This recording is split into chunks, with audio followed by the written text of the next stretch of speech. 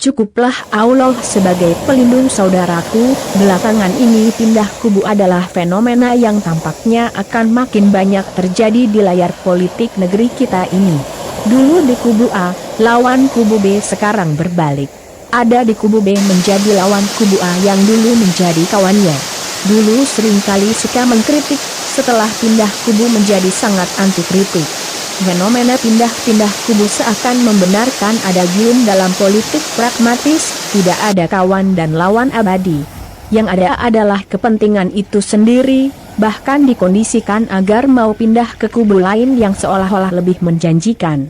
Jika tidak mau pindah ke kubu lain akan terus diusik dan diganggu. Allah Azza wa Jalla telah memberikan peringatan kepada kita, melalui firman-Nya, janganlah kamu menghiraukan gangguan-gangguan mereka dan bertawakallah kepada Allah. Cukuplah Allah sebagai pelindung. Quran Surat Al-Ahzab 48. Fenomena pindah kubu juga seakan membenarkan kecenderungan para oknum politisi menghalalkan segala cara dalam meraih tujuan. Mereka acap disebut politisi Machiavellis. Diambil dari nama Niccolo Machiavelli. Dalam wacana politik, Machiavelli adalah orang paling banyak dikecam, tetapi sekaligus anjurannya paling banyak diikuti. Machiavelli lah, melalui bukunya yang terkenal The Prince, Sang Pangeran, yang pertama kali mendiskusikan fenomena sosial politik tanpa merujuk pada sumber-sumber etis ataupun hukum. Inilah pendekatan pertama yang bersifat murni saintifik terhadap politik. Bagi Machiavelli, politik hanya berkaitan dengan satu hal, bagaimana memperoleh dan mempertahankan kekuasaan. Agama dan moralitas, yang selama ini dikaitkan dengan politik, menurut dia, tidaklah memiliki hubungan mendasar dengan politik.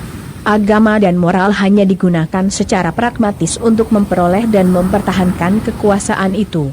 Dalam bukunya itu, Machiavelli menguraikan tindakan yang perlu dilakukan seseorang untuk mendapatkan atau mempertahankan kekuasaan. Isu utama dalam buku ini adalah bahwa semua cara bisa dilakukan untuk membangun dan melestarikan kekuasaan. Penolakan Machiavelli terhadap etika. Karena itu nama Machiavelli kemudian diasosiasikan dengan hal yang buruk, anjuran menghalalkan cara untuk mencapai tujuan. Orang yang tepat untuk memegang kekuasaan, menurut Machiavelli, adalah seseorang yang dapat melakukan berbagai tindakan dari yang baik hingga yang buruk.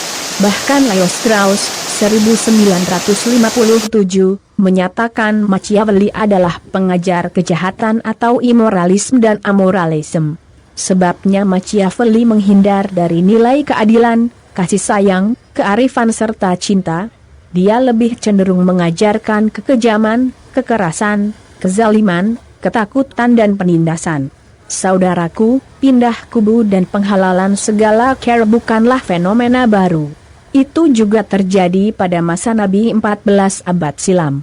Diceritakan oleh Ibnu Katsir dalam Al-Bidayah wa An-Nihayah, pada siang hari yang terik, Rasulullah Shallallahu Alaihi Wasallam mengabarkan, sungguh di antara kalian ada seseorang laki-laki yang kelak gigi gerahamnya di neraka lebih besar dari gunung Uhud. Semua sahabat yang hadir dalam majelis kemudian diliputi kecemasan dari hari ke hari. Lalu syahidlah mereka satu persatu. Akhirnya, tinggal 2 orang tersisa.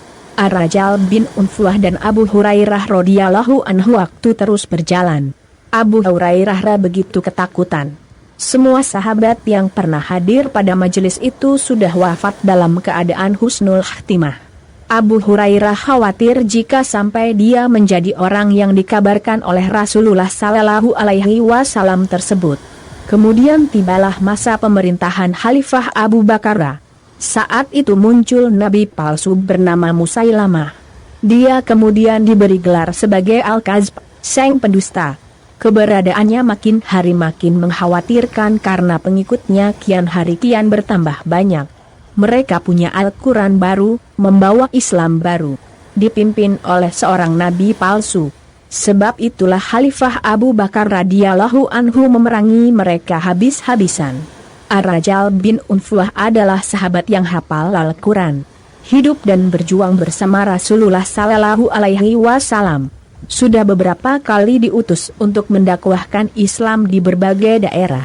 Akhirnya, dia meminta kepada Khalifah Abu Bakar agar dia dikirim untuk menemui dan mendakwahi Musailamah. Khalifah pun memberikan izin. Berangkatlah Ar-Rajal menemui nabi palsu ini. Lalu apa yang kemudian terjadi? Alih-alih mendakwahi Musailamah, Ar-Rajal justru menjadi bimbang. Dia melihat jumlah pengikut Musailamah sangat banyak. Di sana dia mendapat tawaran menggiurkan disertai argumen Musailamah yang dirasa masuk akal. Ar-Rajal goyah. Akhirnya, dia mengkhianati kepercayaan Khalifah. Dia membelot. Mulai saat itu Ar-Rajal berpindah kubu, menjadi pengikut Musailamah Al-Kazdzab. Saudaraku, bergabungnya Ar-Rajal semakin memberikan semangat kepada pasukan nabi palsu itu. Mereka semakin mantap. Lihatlah, Ar-Rajal, sahabat Nabi Sallallahu Alaihi Wasallam, hafiz Quran dan pernah berjuang bersama beliau pun sekarang berada di barisan Musailamah.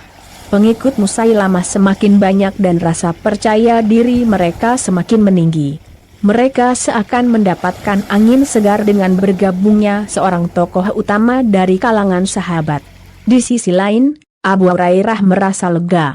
Sebabnya, sekarang sudah jelas siapa yang dimaksud oleh Rasulullah Sallallahu Alaihi Wasallam yang gigi gerahamnya di neraka sebesar gunung Uhud. Umat Islam pada waktu itu juga semakin bersemangat. Mereka makin yakin bahwa mereka di kubu yang benar berdasarkan hadits yang dibawa dari Abu Hurairah tadi.